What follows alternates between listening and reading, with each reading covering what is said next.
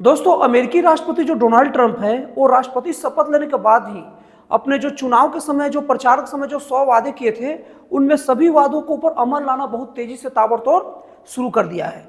दोस्तों, उसी के क्रम में इन्होंने दो फैसले ऐसे लिए हैं अभी जिनके बारे में हम लोग बात करेंगे और ये फैसले का आने वाले समय में बहुत दूरगामी परिणाम पड़ेगा और पूरे विश्व सहित भारत पर भी बहुत तगड़ा असर पड़ेगा। तो सबसे पहले वो दो फैसले में जान लेते हैं। सबसे पहला उनका फैसला ये है कि ट्रंप ने 588 ऐसे लोगों का, ऐसे नागरिकों की पहचान की है जिनके पास कोई वैध कागजात नहीं है, मतलब वो अवैध रूप से रह रहे हैं। और सबसे बड़ी बात है, मजे की बात यह है कि ये फैसले चालू होने के साथ ही भारत की तरफ से ट्रंप को ये आश्वासन दिया गया कि अगर हमारे देश के भी अगर कोई ऐसे नागरिक होंगे जिनके पास वहां की कागजात नहीं होगी या जो वैलिड नागरिक नहीं होंगे, उनको हम तुरंत वापस बुला लेंगे। देखिए, यहां पर ट्रंप का फैसला और ट्रंप के फैसले से ताल में ताल मिलाकर भारत का चलना, ये दोनों का अभी बताऊंगा आगे क्या असर पड़ेगा। और अगर दूसरी तरफ अगर हम लोग बात करेंगे तो ट्रंप ने इस बात का ऐलान किया है मेक अमेरिका ग्रेट अगेन के तहत कि वो विदेशों में अब ज्यादा धन नहीं भेजेंगे या धन भेजेंगे नहीं। इसमें केवल दो देश को उन्होंने छोड़ दिया है, एक मिस्र और एक इजराइल।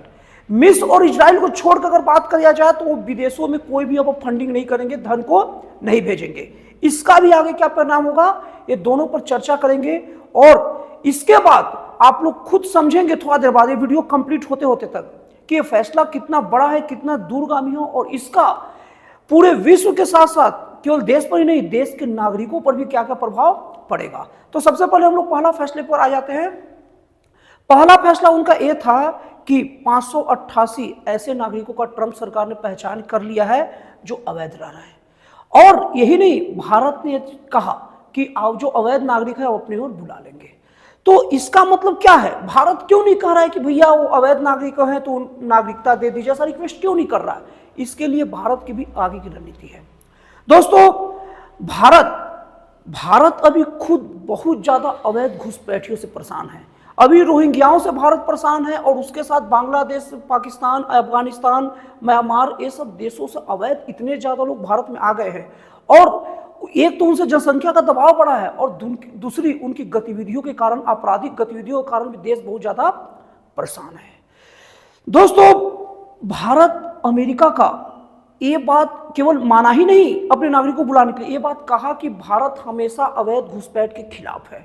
अब देखो, वहां बस 588 नागरिक है जिसमें पूरे भारत के भी नहीं होंगे, ठीक है, भारत के कुछ ही होंगे। लेकिन एक बार जब ट्रंप के फैसलों को भारत मानेगा और उसके बाद में भारत आने वाले समय में अपने देश के घुसपैठियों को भगाने की भी प्लानिंग कर रहा है। मतलब हर वो आदमी जिनके पास वाजिब कागजात नहीं होगी, जिनके पास प्रमाण नहीं होगा, ये जो अवैध तरीके से भारत में रह रहे हैं, उन सबको भेजेगा। और इनकी संख्या वहां का तो केवल 588 है, लेकिन इनकी संख्या हजारों में नहीं लाखों में ऐसे हैं। और जब जब भारत ऐसी कार्रवाई करता है तो अगल बगल के देश के में पेट में दर्द होता है और वो यूएनओ भगते हैं। और यूएनओ में सबसे प्रमुख वर्चस्व अमेरिका का है। और यूएनओ समझ लीजिए, यूएनओ क्या, पूरा का पूरा वर्ल्ड में केवल दो ही महाशक्ति भी है, एक अमेरिका यूएसओ और दूसरा रूस। तो अगर यूएनओ में गया तो अमेरिका, अगर मान लीजिए भारत भविष्य में का बहुत जल्दी, निकट भविष्य में ही ऐसा बोला जाए, घुसपैठियों को जब भगाएगा या उनको उसके देशों में भेजेगा तो ये सब यूएनओ में जाएंगे। और यूएनओ में कौन बैठा है? अमेरिका बैठा है, अमेरिकी देश बैठे हैं और अमेरिकी देश को सपोर्टर बैठे हैं और दूसरी तरफ रसिया बैठा है। तो अब यूएसए, अमेरिका, ट्रंप किस मुंह से इस बात का विरोध करेंगे कि भारत को घुसपैठियों को नहीं भगाना चाहिए? क्योंकि पहले से ही भारत ने उनका सपोर्ट कर दिया है कि आप घुसपैठियों को भगाओ, हम आपके साथ में खड़े हैं।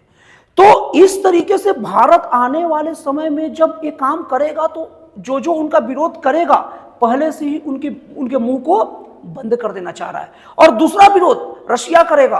तो दोस्तों, एक बात जान लीजिए कि रसिया का इतिहास रहा है हमारे देश को लेकर। हमारे देश के कोई भी काम में रसिया कभी भी कोई नकारात्मक दखलंदाजी नहीं करता है। जब जब हमारे देश के मामलों में रसिया ने हस्तक्षेप किया है तो उसका असर अच्छा पड़ा है, सकारात्मक पड़ा है। चाहे चाइना के साथ युद्ध हो, जिस वक्त इतना भीषण युद्ध था कि हमारे देश के प्रधानमंत्री जवाहरलाल नेहरू के बाद बोलना पड़ गया था कि नागरिक अपनी रक्षा स्वयं करे। इसके लिए पंडित जवाहरलाल नेहरू की आलोचना भी हुई थी। उस वक्त ने रसिया ने भारत का साथ दिया था और चाइना थोड़ा इससे कंट्रोल में आया था। तो रसिया इस मामले में कुछ बोलेगा ही नहीं, जो महाशक्ति और दूसरी महाशक्ति अमेरिका को बोलने लायक छोड़ा नहीं। तो इसका दूरगामी परिणाम इसी रूप में देखा जा सकता है कि भारत अब आने वाले समय में घुसपैठियों के ऊपर कड़ा कार्रवाई करने के प्लानिंग में है। तो दोस्तों, इस तरीके से अगर घुसपैठिए बाहर के भगते हैं तो आपराधिक गतिविधियों प्लस जनसंख्या का बोझ कम होगा, प्लस बहुत सारे इस घुसपैठिए आकर बैठे तभी है ना जब उनके लोग सपोर्ट कर रहे हैं, जहां तहां उनके लिए 3-5 तरीके की सहारा ले रहे हैं। तो अगर वो बाहर जाएंगे तो करप्शन भी कम पड़ेगा, तो इससे भारत पर बहुत सकारात्मक असर पड़ेगा। अब दोस्तों, अगर ट्रंप के दूसरे फैसले की बात की जाए, दूसरा फैसला बहुत महत्वपूर्ण है। दूसरा फैसला यह है कि ट्रंप ने विदेशों की फंडिंग पर रोक लगा दी। विदेशों की फंडिंग पर रोक लगाने का मतलब क्या हुआ? मतलब ये हुआ कि इजराइल और मिस्र को छोड़कर किसी और देश में पैसे नहीं भेजेंगे। अभी अमेरिका मुख्य रूप से पैसा किसको भेज रहा है? सबसे ज्यादा यूक्रेन। अगर किसी को ऐसा लगता है कि रूस और यूक्रेन का लड़ाई चल रहा है तो ये भ्रम में है। रूस और यूक्रेन का तो लड़ाई चल ही नहीं रहा है। एक्चुअल में रूस का यूक्रेन के द्वारा अमेरिका, जर्मनी, इंग्लैंड सहित महाशक्तियों से अप्रत्यक्ष लड़ाई चल रहा है। एक्चुअल में यूक्रेन की बस धरती है, हथियार हो, सैनिक हो, पैसे हो, हर तरीके से मदद अमेरिका सहित उसके नाटो देश कर रहे हैं। तो रूस अकेला पूरे नाटो देशों से, अकेले महाशक्तियों से लड़ रहा है। तो दोस्तों, यूक्रेन का सबसे बड़ा मदद का हिस्सा, सबसे बड़ा हिस्सा आता है अमेरिका से, यूएसए से। अब अमेरिका, ट्रंप जब मना कर दिया यूक्रेन को धन देने से, तो यूक्रेन कहां लड़ पाएगा? यूक्रेन तो अभी खंडहर में तब्दील हो चुका है। आगे यूक्रेन के पास कोई रास्ता नहीं बचेगा और आने वाले समय में एकदम निश्चित बता रहा हूं दोस्तों, यूक्रेन सरेंडर कर देगा, रसिया के शर्तों पर सरेंडर करेगा। तो अब उन दोनों में जो भी सरेंडर का कारण बने, जो भी करना है करे, एग्रीमेंट। लेकिन अगर रूस और यूक्रेन अगर युद्ध रुकता है तो सबसे बड़ा चीज आप लोगों को बता दूं दोस्तों, वर्ल्ड का सबसे ज्यादा गेहूं का मतलब उत्पादन करने वाला देश यूक्रेन है। और इन दोनों के युद्ध की वजह से वर्ल्ड में गेहूं का सप्लाई रुका है। और इससे अगर गेहूं का सप्लाई अगर नॉर्मल होगा, युद्ध खत्म हुआ, मतलब वो अपने यूक्रेन बहुत तेजी के साथ अपनी अर्थव्यवस्था को सुधारेगा। और उसकी अर्थव्यवस्था को सुधारने का बहुत सारे कारणों में एक गेहूं के फसल पर ध्यान देना है, बाहर में बेचेगा। तो इससे वर्ल्ड में गेहूं का सप्लाई अच्छे से होगा और गेहूं का कीमतों में गिरेगा। और गेहूं का कीमतों में गिरावट का मतलब ये मत समझिए कि बस गेहूं का रेट गिरेगा। आज गेहूं वर्ल्ड में अभी 2-3 सालों से आप देख रहे हो गेहूं का रेट बढ़ा है, इसी कारण बढ़ा है। अगर गेहूं का कीमतों में गिरावट होगा तो गेहूं का सब उपयोग करेंगे। जब गेहूं का उपयोग करेंगे तो अन्न खाद्यान्न जैसे चावल हो गया, बाजरा हो गया, ये सब चीज जो गेहूं के जब लोग यूज कर रहे हैं उनकी मात्रा भी कमी आएगी। और जब उनके उपयोग में कमी आएगी तो जाहिर सी बात है उसका भी रेट गिरेगा। और जब उसका रेट गिरेगा तो बाकी सभी खाने पीने की चीज भी का भी रेट गिरेगा, क्योंकि गेहूं के जो प्रोडक्ट है उनका भी रेट गिरेगा। तो दोस्तों, इस तरीके से वर्ल्ड के महंगाई पर कंट्रोलिंग आएगा, पहला चीज। और दूसरा चीज, रसिया जो है, रसिया दोस्तों आप लोग को बता दूं, कई लोग ये सोचते होंगे कि गल्फ कंट्री सबसे ज्यादा पेट्रोल बनाती है, सऊदी अरब, सब ऐसा नहीं है।